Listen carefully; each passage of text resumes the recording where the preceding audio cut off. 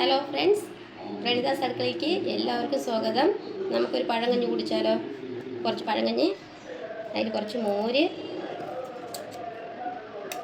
കുറച്ച് തൈര്, ഉപ്പ്, മാങ്ങ മുളക് തിരുമ്പിയത്, തേങ്ങ ചമ്മന്തി,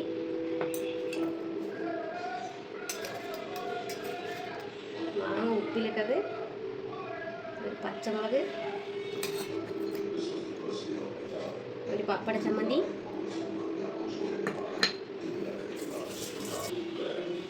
കുറച്ച് ഉപ്പേരി, 2 ചെറിയുള്ളി, മീൻ വറുത്തതൊരു കഷ്ണം, കുറച്ച് മീൻ കറി. നമ്മുടെ പഴങ്കഞ്ഞി റെഡി.